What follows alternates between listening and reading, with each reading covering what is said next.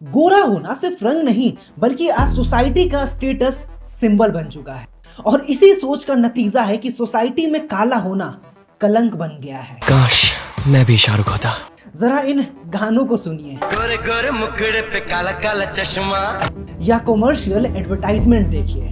अरे करण, तुम्हारा चेहरा इतना डार्क और चिपचिपा, जहां पर गोरा होने को पावर और सुप्रियोरिटी से जोड़ा गया है, जबकि डार्क स्किन को बैकवर्ड, कमजोर और इंफीरियर दिखाया गया है। ये क्या तुमने तो अभी बच्चे को मार ही डाला था। इतना भयानक बच्चा। अब जरा इन तस्वीरों को देखिए।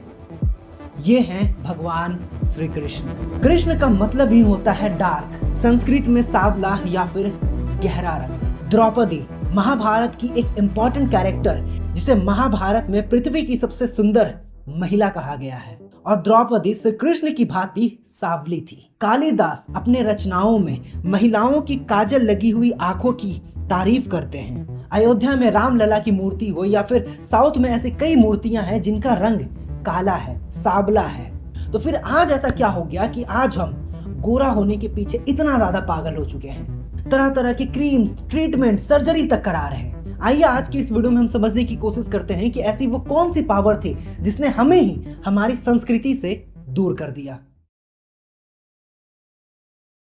ब्रिटिश रूल का इंडियन सबकॉन्टिनेंट पर आना ये सिर्फ एक पॉलिटिकल चेंज नहीं था, इसने धीरे धीरे इंडियंस के आइडेंटिटी और सोच पर भी असर डालना शुरू कर दिया। ब्रिटिश ने भारत में मौजूद पहले से जाति व्यवस्था को समझा और ऐसी रंग भेद वाली सोच लाई जहां फेयर स्किन को पावर, सुपीरियर और ऑथोरिटी से जोड़ दिया और डार्क स्किन को कमजोर, इंफीरियर और बैकवर्ड माना गया। इन शॉर्ट, गोरी चमड़ी वाले लोग शासक और डार्क स्किन वाले प्रजा। 1857 में ब्रिटिश को लगा कि भारत के लोग एक जैसे नहीं हैं, तो उन्होंने क्या किया ना कि सरकारी नौकरी और आर्मी की जो पॉलिसी थी ना उसको बदल दी और यहीं से एक नई सोच पैदा हुई जिसे मटेरियल रेसिस थ्योरी कहा गया। ब्रिटिश ऑफिसर लॉर्ड रॉबर्ट का ये कहना था कि कुछ लोग पैदाइशी तौर पर मजबूत और ताकतवर होते हैं जबकि कुछ लोग नेचुरली कमजोर होते हैं। इस सोच के हिसाब से सिख, गोरखा और पठान को कहा गया कि ये लोग आर्मी के लिए बिल्कुल सही हैं क्योंकि इनका रंग लाइट था, जबकि साउथ इंडिया और ईस्ट इंडिया के लोगों को इन अंग्रेजों ने कमजोर कहा क्योंकि उनका रंग सांवला था।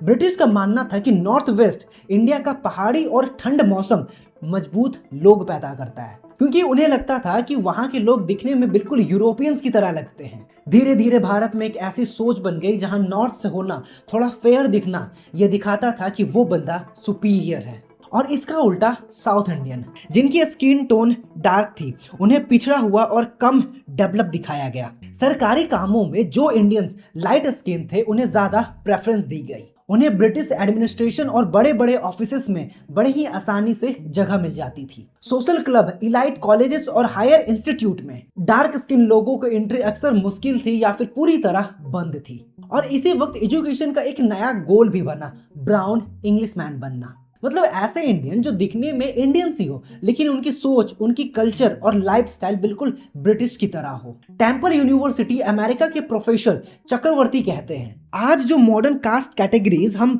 सोसाइटी में देखते हैं उनका असली शेप ब्रिटिश कॉलोनियल रूल के दौरान बना। आमतौर पर लोगों के दिमाग में ये बैठ गया है कि डार्क स्किन का मतलब लोअर कास्ट होता है।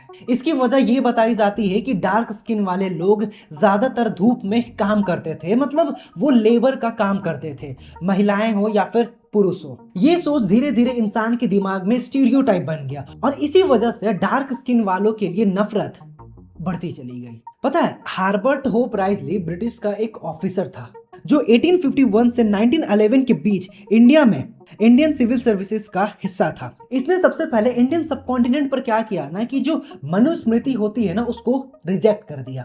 उसका कहना था कि वर्ण एक मिसलीडिंग कॉन्सेप्ट है और इसे सोसाइटी को समझना ये सही तरीका नहीं है। इसके बाद 1901 में राइजली जब सेंसस कमिश्नर बनता है तो वो भारत के अंदर एक सेंसस कराता है। हिस्ट्री में पहली बार जब किसी सरकार ने पूरे पॉपुलेशन को ऊंच नीच के बेसिस पर क्लासिफाई करने की कोशिश की। राइजली ने अलग अलग स्टेट के ऑफिसर्स को ऑर्डर दिया कि कास्ट की रैंकिंग तैयार की जाए और कौन ऊपर है कौन नीचे है उसका एक टेबल बनाया जाए।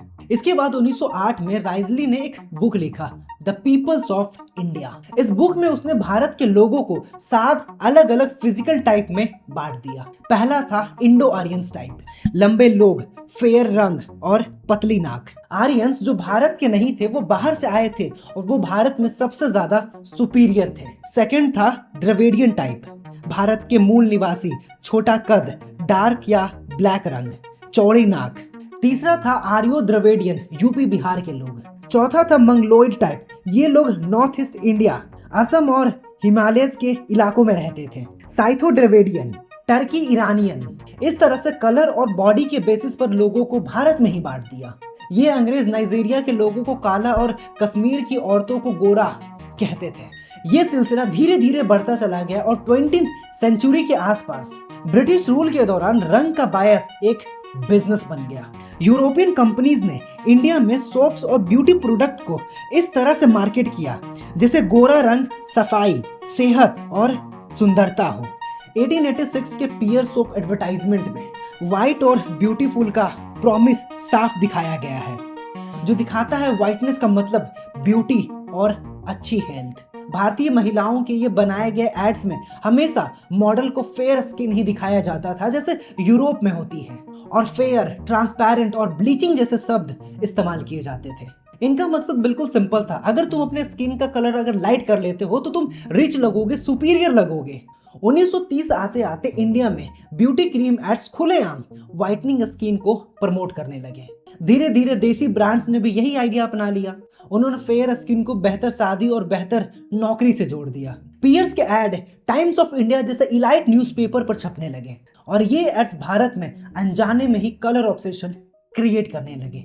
1919 में भारत में जो पहली कमर्शियल क्रीम थी वो थी अफगान ग्लो, जिसे एक मुंबई के व्यापारी परिवार ने लॉन्च किया था। इसके बाद 1975 में हिंदुस्तान यूनिलीवर ने फेयर एंड लवली इंडिया में लॉन्च किया, जो बाद में भारत की सबसे बड़ी फेयरनेस क्रीम बनी। कंपनी का मकसद बिल्कुल सिंपल था, गोरा करने वाले क्रीम को बेचकर प्रॉफिट कमाना, और इसका कोई साइंटिफिक वजह नहीं थी फेयर स्किन करने की। ये सिर्फ सोशल नॉर्म्स पर चलने वाली मार्केटिंग आइडिया थी। पर धीरे धीरे इसका असर और ज्यादा गहरा हो गया। लोगों के दिमाग में यह फिट बैठ गया कि गोरा होना मतलब ज्यादा सुंदर होना। अगर कोई व्यक्ति अगर सांवला है, अगर वो काला है, तो उसके मन में ये चाहत होती है कि अगर वो गोरा होता तो वो ज्यादा सुंदर लगता। और इसकी जड़ें आज इतनी ज्यादा फैल गई है कि जहां देखो वहां ब्यूटी पार्लर, हर दुकान, मॉल, शॉपिंग सेंटर, आपको हर जगह face wash, cream, beauty treatment के कई सारे प्रोडक्ट देखने को मिलेंगे। अब बात सिर्फ क्रीम और फेस वॉश तक नहीं रही, अब बात तो यहाँ तक पहुँच गई है कि लोग सुंदर दिखने के लिए और ज्यादा सुंदर दिखने के लिए कॉस्मेटिक सर्जरी करा रहे हैं। आयरनी यह है कि बॉलीवुड के कई सारे सेलिब्रिटीज जो प्लास्टिक सर्जरी कराकर फेयरनेस क्रीम का एडवर्टाइजमेंट कर रहे हैं।